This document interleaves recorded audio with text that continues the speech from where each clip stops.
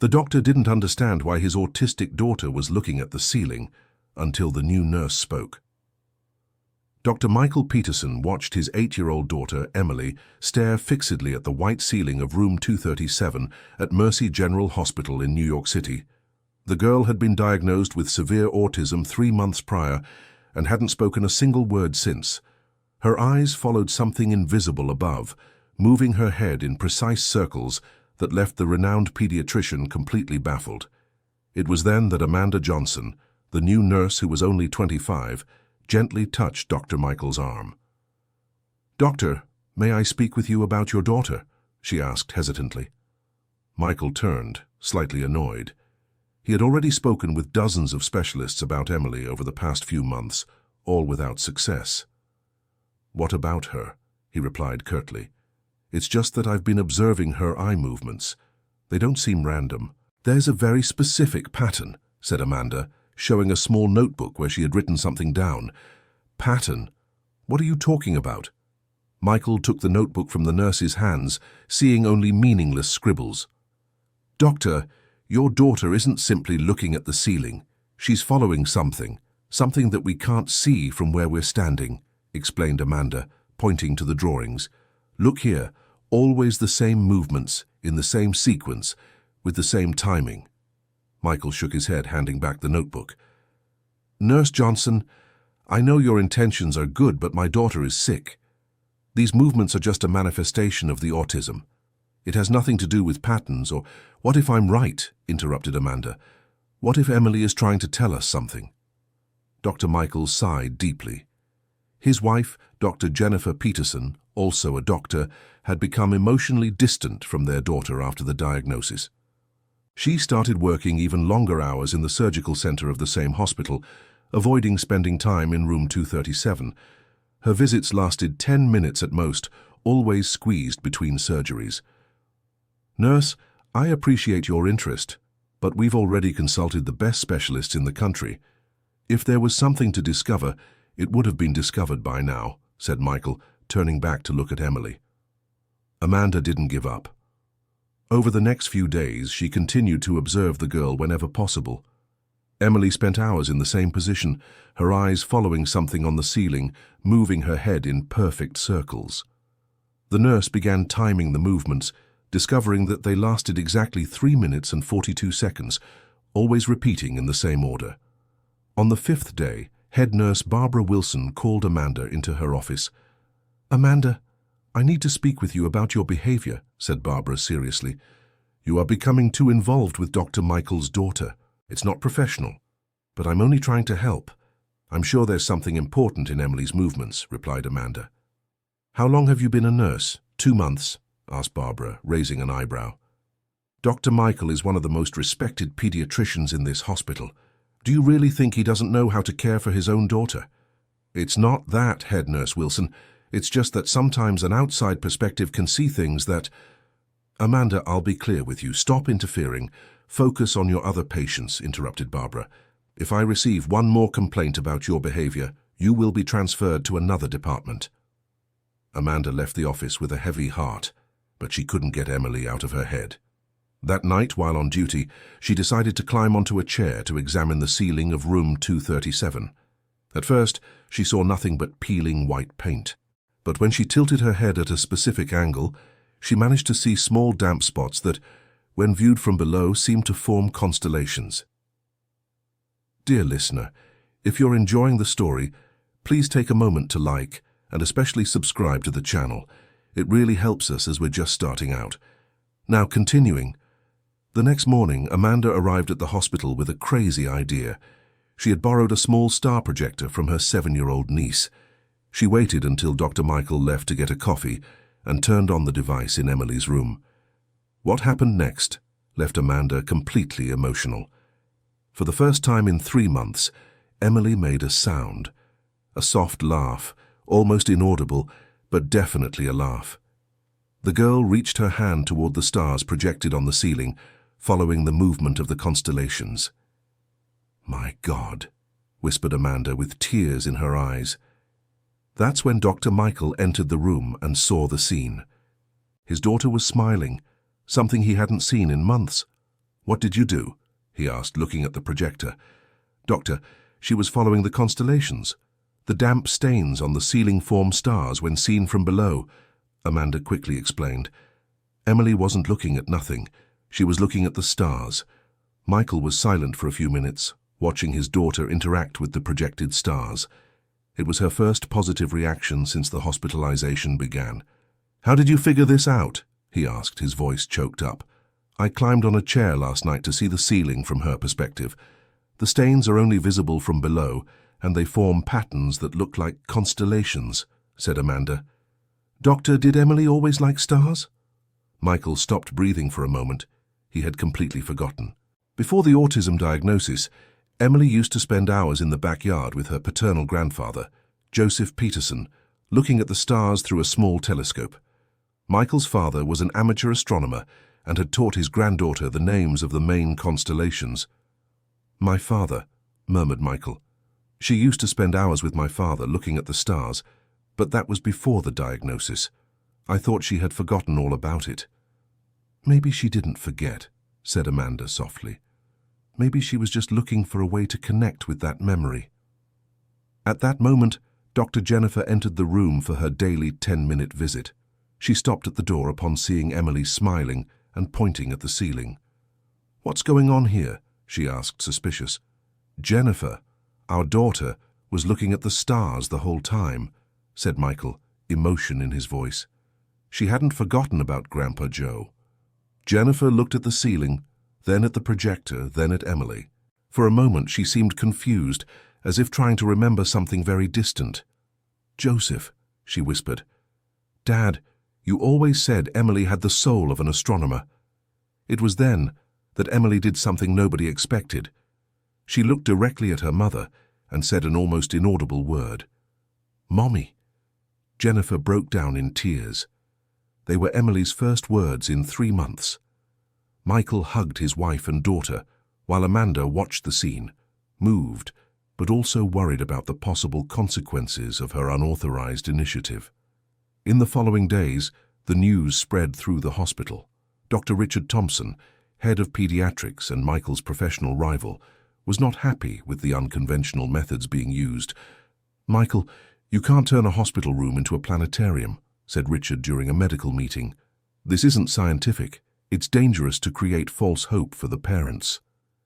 "Richard, my daughter spoke for the first time in months," replied Michael. "How can that be dangerous?" "Because you're validating obsessive behaviors.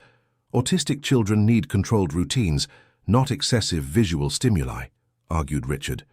"And this new nurse is overstepping her duties. Doctor." Dr. William Carter, the child neuropsychiatrist who was following Emily's case, also expressed concern. "Michael, I understand your excitement, but we need to be careful. An isolated progress doesn't mean a cure. It could just be a coincidence," said William. "A coincidence that made my daughter start talking again?" questioned Michael. "Autism is complex. Sometimes children have moments of clarity that don't last," explained William. "We can't create unrealistic expectations."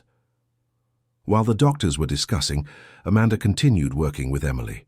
She brought children's astronomy books and was surprised when the girl started pointing to specific constellations on the pages.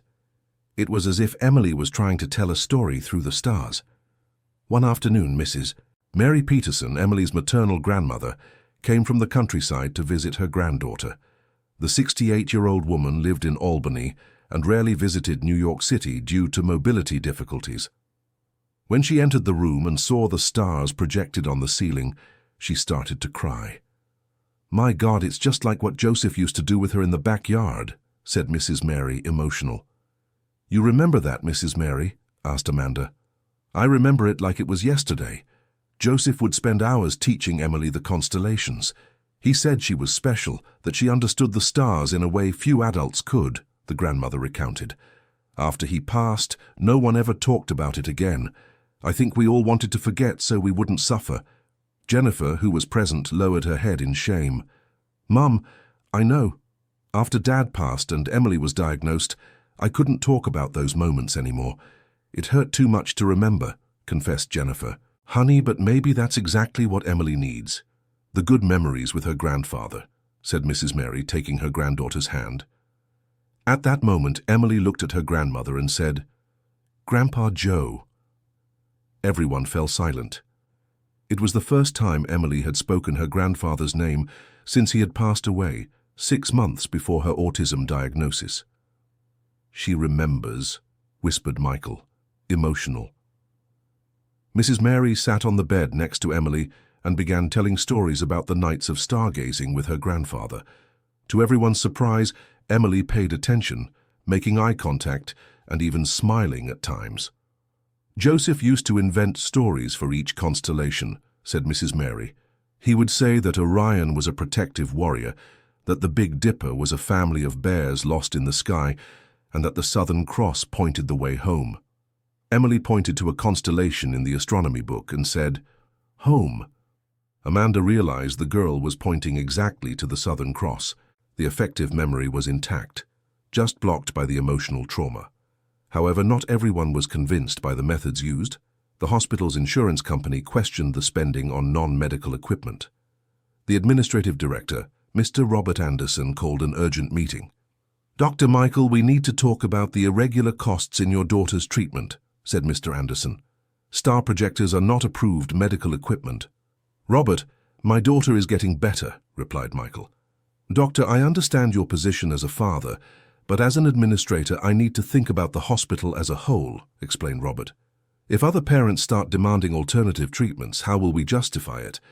Meanwhile, head nurse Barbara Wilson increased the pressure on Amanda. "Amanda, you are causing administrative problems. Dr. Richard Thompson has filed a formal complaint about your behavior," said Barbara. "But Emily is getting better, head nurse Barbara." "She started talking again," argued Amanda. "That doesn't matter. You overstepped your functions. A nurse cannot make medical decisions," Barbara replied sternly. "You will be transferred to the emergency department next week." Amanda was desperate. She had formed a bond with Emily and knew the transfer could disrupt the girl's progress. That night, she decided to speak directly with Michael about the situation. "Doctor, I'm being transferred to another department," said Amanda with tears in her eyes. "What? Why?" asked Michael, surprised. "Because of the methods I used with Emily. The hospital administration considers that I overstepped my duties," explained Amanda. Michael was furious. He had seen his daughter progress more in the last 2 weeks than in months of conventional treatment. "This is ridiculous. You were the only person who managed to reach my daughter," he said. "Doctor, I just want Emily to keep improving. If I need to leave the hospital for that to happen, I will," said Amanda, determined. It was then that Emily, who had been listening to the conversation, got out of bed and walked over to Amanda. She took the nurse's hand and placed it on her father's hand, as if trying to unite them. "Stay," said Emily, looking at Amanda. It was the first complete sentence she had spoken since being admitted. Michael understood he needed to take action. He called a meeting with the entire medical team, including Dr. Richard, Dr. William, head nurse Barbara, and the administrative director. "Gentlemen, my daughter has spoken more words in the last 2 weeks than in months of conventional treatment," said Michael during the meeting.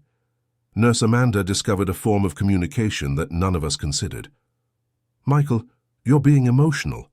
One isolated case can't change established protocols," argued Dr. Richard. "Emotional?" Michael stood up. "You want data? I'll give you data. Emily spoke 16 different words last week. She made eye contact 43 times. She smiled 12 times. Do you want more data than that?" Dr. William intervened. "Michael, this data is promising, but we can't guarantee it's sustainable." "Then let's test it," said Michael, determined.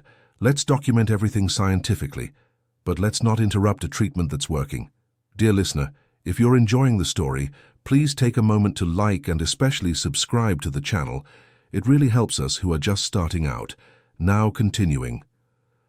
Mr. Anderson raised a practical question.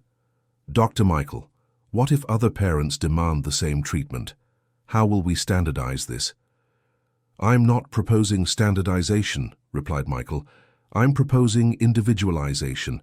Each autistic child has their own connections, their own affective memories." Jennifer, who had arrived late to the meeting because of surgery, heard the last remarks and decided to take a stand. "Sorry, I'm late," she said, still taking off her surgical gown. "I heard part of the discussion. As Emily's mother and as a doctor at this hospital, I need to say something." Everyone turned to listen. "For the last 3 months, I ran away from my daughter," confessed Jennifer, her voice choked. "I hid in the operating room because I didn't know how to deal with the autism diagnosis. But Nurse Amanda did what none of us could. She saw my daughter as a unique human being, not as a set of symptoms." Dr. Richard tried to interrupt, but Jennifer continued. "Richard, you talk about protocols, but you forget we're dealing with people, not statistics. My daughter started smiling again because someone cared enough to understand her world. The tension in the room was palpable. Head nurse Barbara finally spoke. "Dr. Jennifer, I understand your position as a mother, but as a supervisor, I need to ensure the rules are followed." "And what rules are those, Barbara?" asked Jennifer directly. "The rules that prevent a nurse from properly caring for a patient? The rules that prioritize bureaucracy over results?" "Mr. Robert Anderson tried to mediate the situation.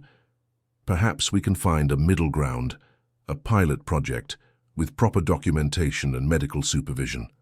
Dr. William Carter, who had remained silent, finally spoke up.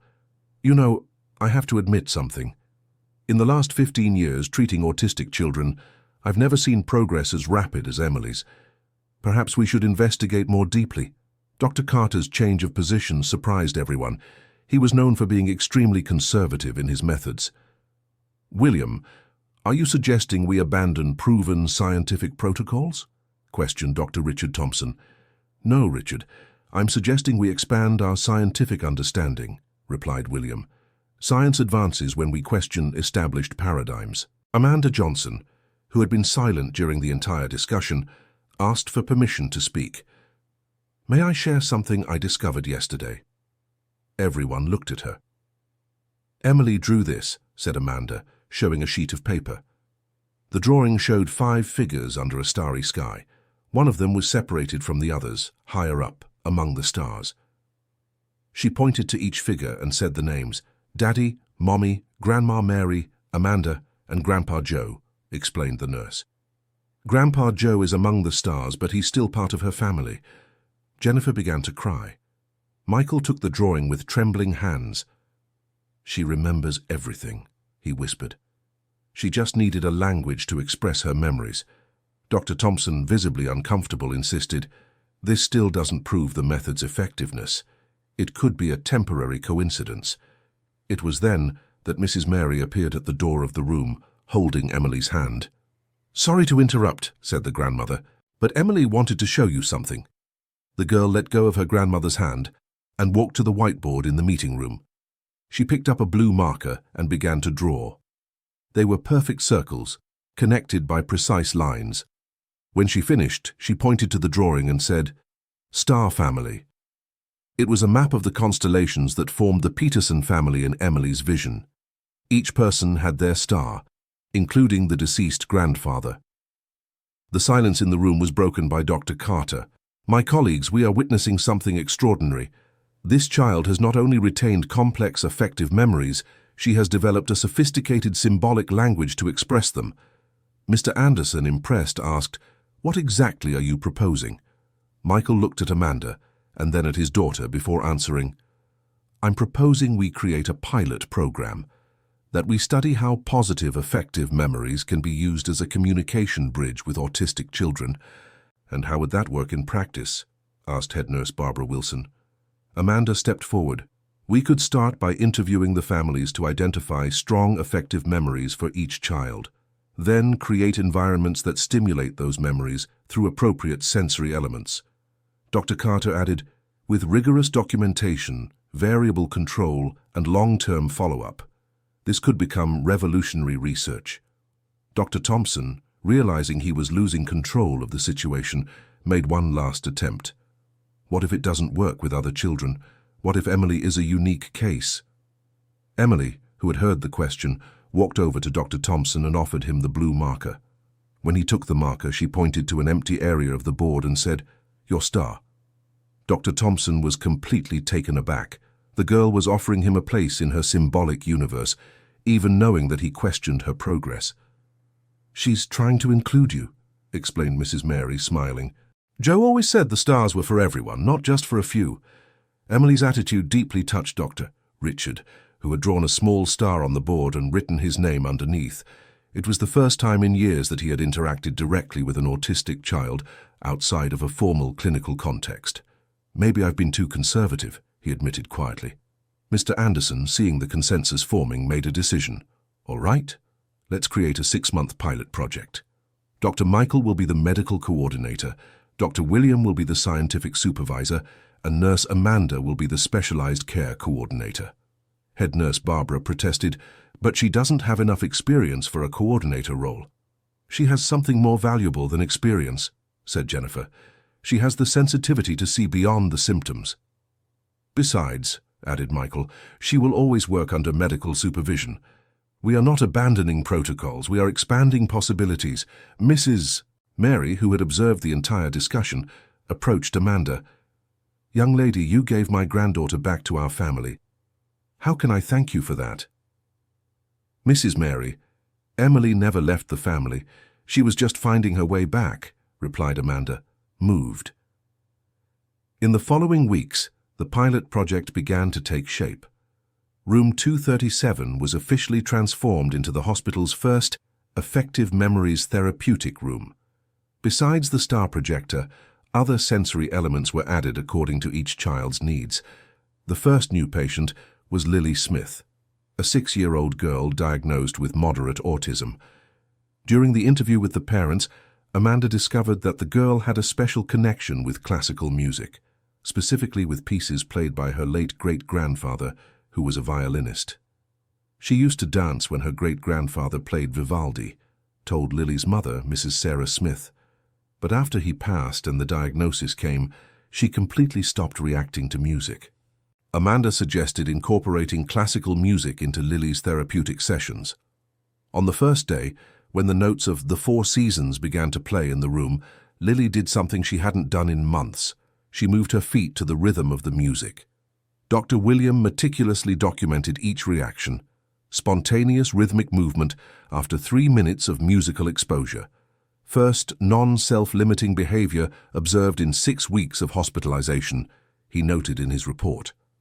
The second patient was Ethan Baker, a 10-year-old boy who had developed a communication block after the loss of his fisherman grandfather. The family mentioned that Ethan spent hours playing with paper boats that his grandfather had taught him to make. Amanda created an aquatic environment in the room, with wave projections on the walls and ocean sounds. When Ethan saw the environment, he immediately began folding paper, creating a small fleet of boats. "Grandpa taught me," were his first words in 2 months, Doctor. Michael was impressed with the speed of the results. In just 1 month, 3 children had shown significant progress using the Effective Memories method. However, not everything went perfectly. The fourth case, Olivia Davis, a 9-year-old girl, did not respond in the same way. Her effective connection was with gardening, an activity she practiced with her maternal grandmother. Even with real plants and garden projections, Olivia remained distant and non-verbal. Dr. Richard, who now supported the project, made an important observation. "Perhaps not all children will respond the same way. We need to understand why Olivia is different." Amanda decided to spend more time observing Olivia. One afternoon, she noticed that the girl wasn't looking at the plants or projections, but was constantly touching the soil in the pots with her fingers. Olivia didn't have a visual connection with gardening, Amanda realized. She had a tactile connection. Her grandmother taught through touch, through the texture of the soil, the feel of the leaves. They modified the approach, creating a sensory table with different textures: soil, leaves, seeds, tree bark. When Amanda touched the soil for the first time, she smiled and whispered, "Grandma Catherine." It was proof that the method worked, but it needed to be personalized for each type of sensory connection. Dear listener, if you're enjoying the story, please take a moment to like the video, and most importantly, subscribe to the channel. It really helps us out as we're just getting started. Now, back to the story. As the project gained recognition, Emily continued to progress. She was already forming complete sentences and starting to interact with other children. Jennifer reduced her hours in the operating room to spend more time with her daughter, and Michael documented every advance for future scientific publications. One afternoon, Mrs.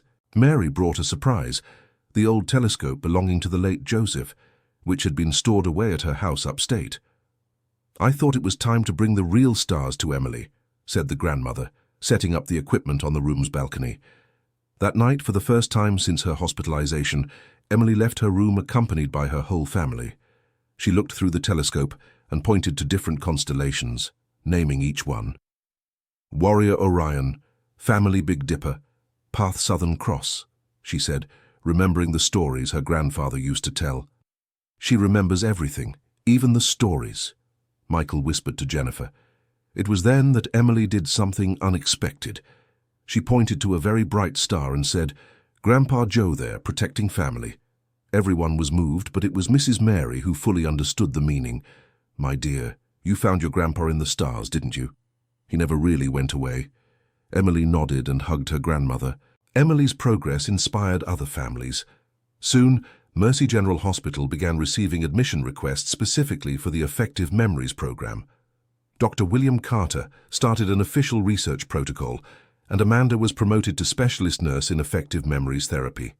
However, a new challenge arose when the media discovered the program.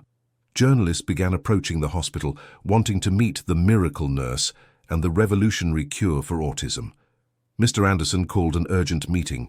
"We need to control this exposure. We can't allow them to turn our scientific work into sensationalism." "I agree," said Dr. William Carter. "We must be clear that we are not curing autism. We are developing more effective forms of communication." Amanda was worried about the media pressure.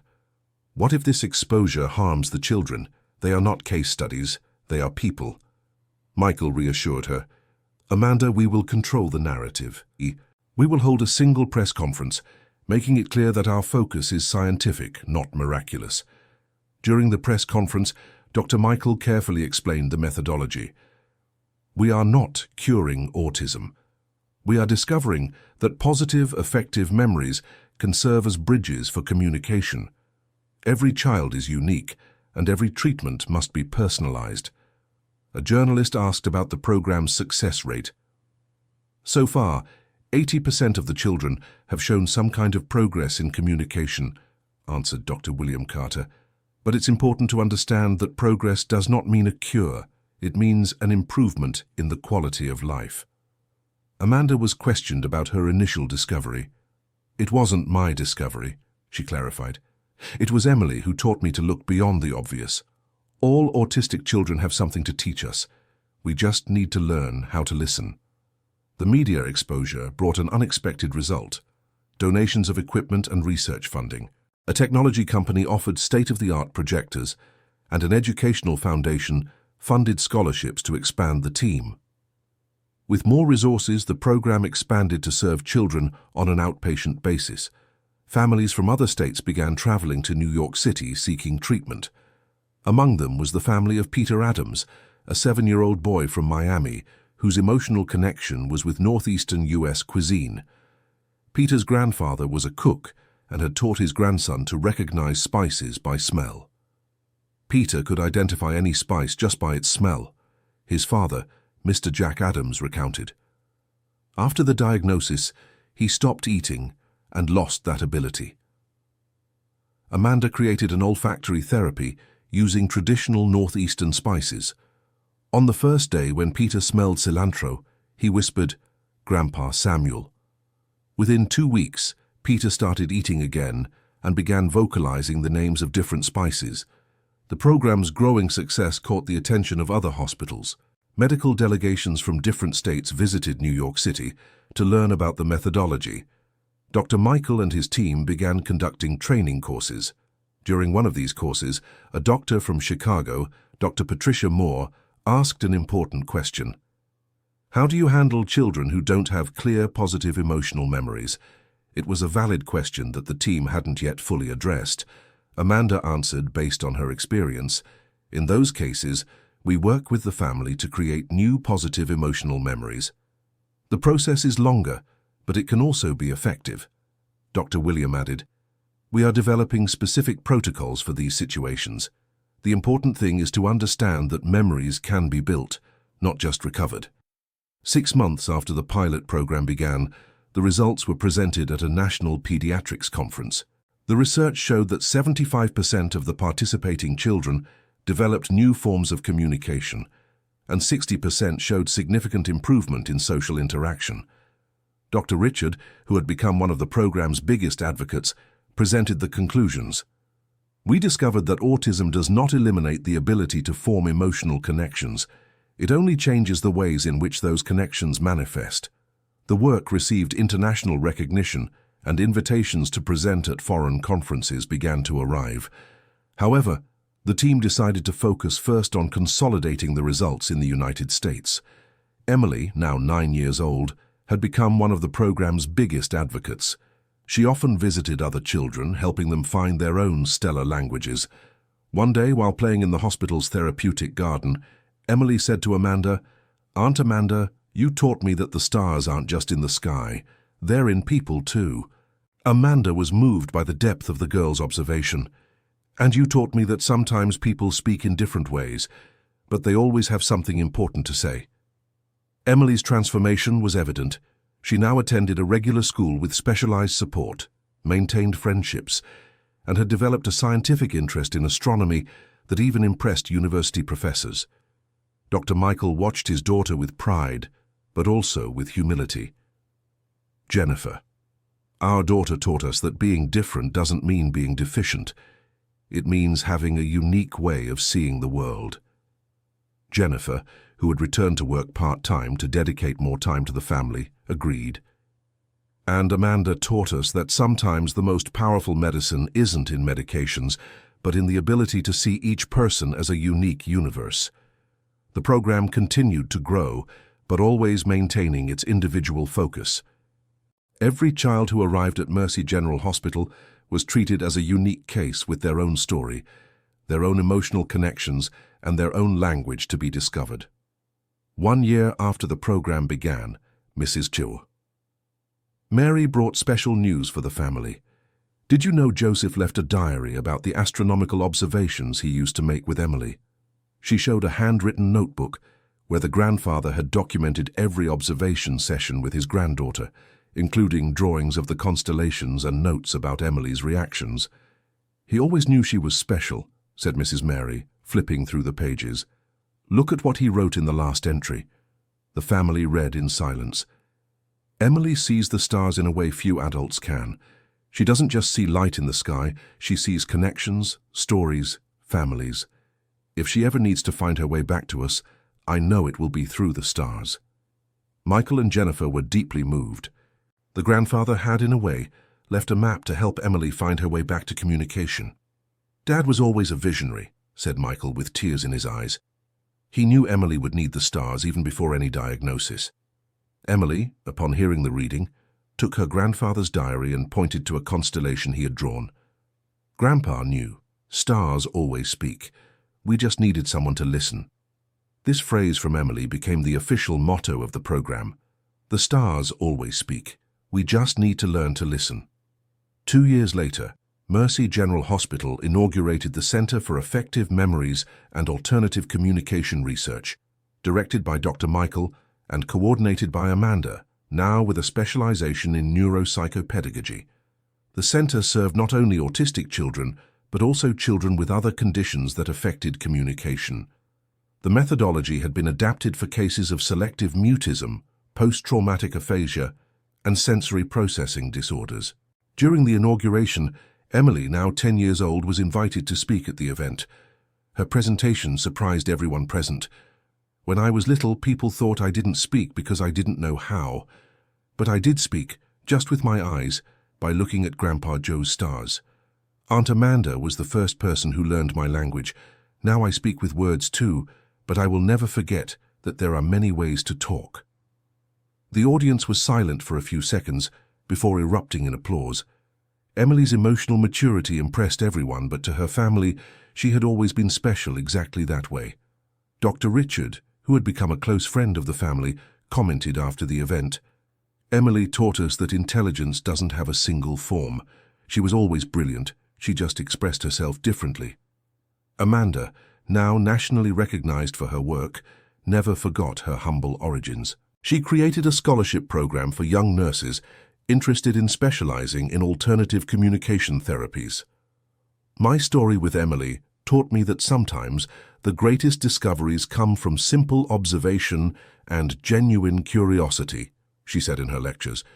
We don't need expensive equipment or complex theories. We just need time to really see each person. The program continued to evolve, incorporating new technologies and methodologies, but always maintaining the fundamental principle. Every person is unique and has their own way of connecting with the world. Emily grew up to become a promising young scientist, specializing in astronomy and neuroscience. She often visited the center she had helped inspire, working as a volunteer with other children who, like her, needed to find their own languages to connect with the world. During one of these visits, she met Luke, an 8-year-old boy who had developed an obsessive interest in trains after his parents' separation.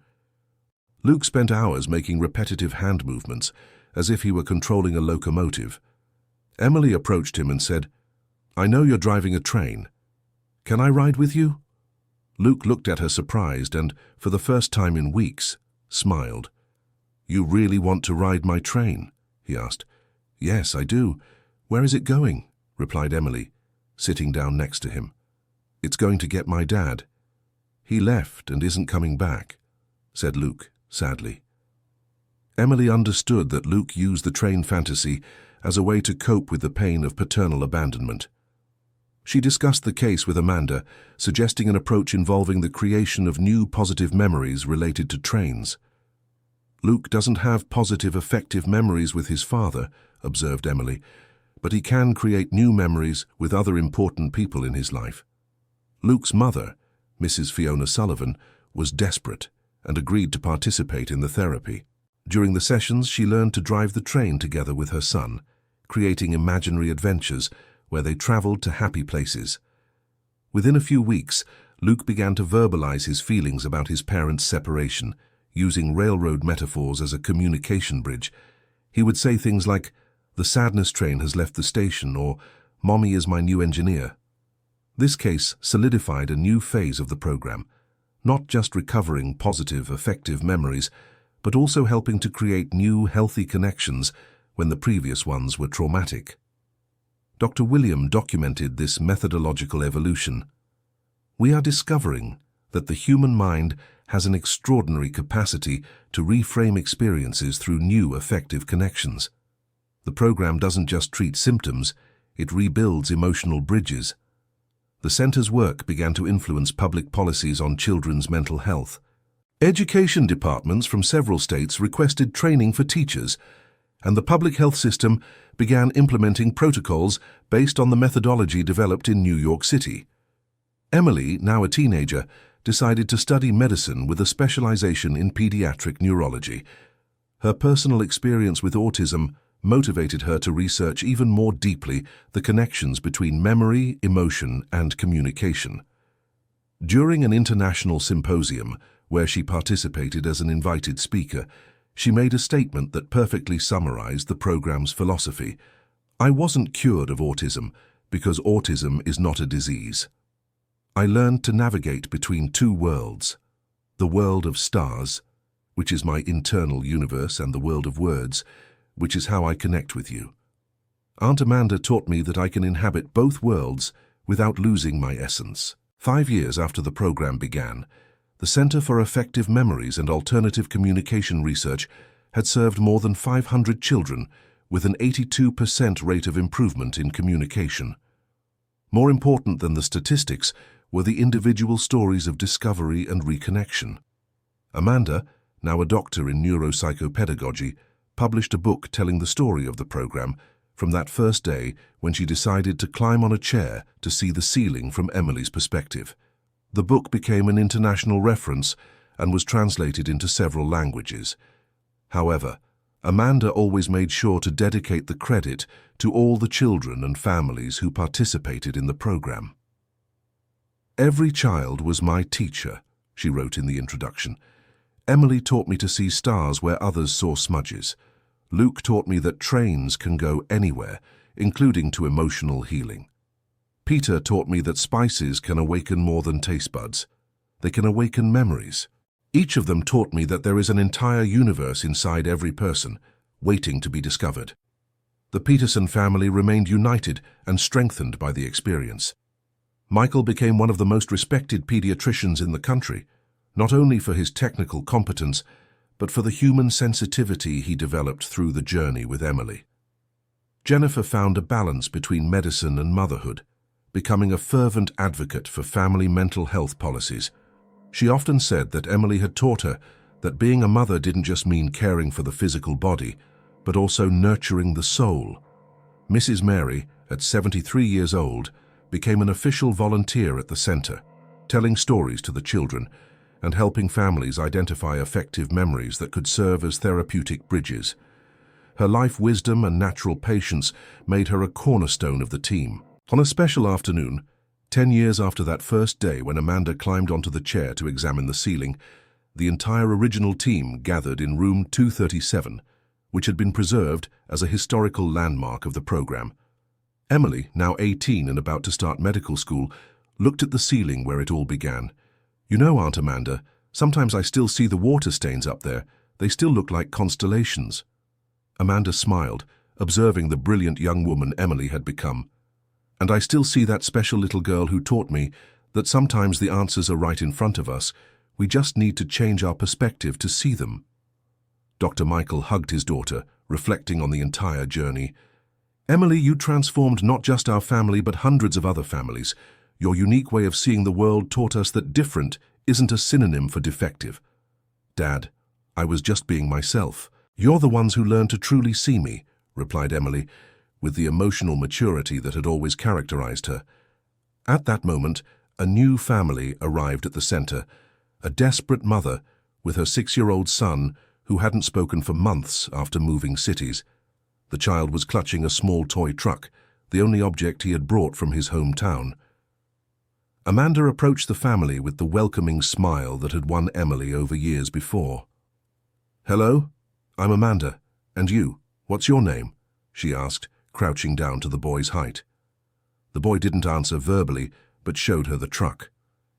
"What a beautiful truck," said Amanda. "Does it travel long distances?" The boy nodded positively, sketching a small smile. Emily, watching the scene, whispered to her father, "Look, Dad, a new star arriving in our universe." And so, the story that began with a girl looking at stains on the ceiling continued to expand, touching new lives, creating new bridges of communication, and proving that deep down, we all speak the same universal language, the language of love, understanding, and unconditional acceptance.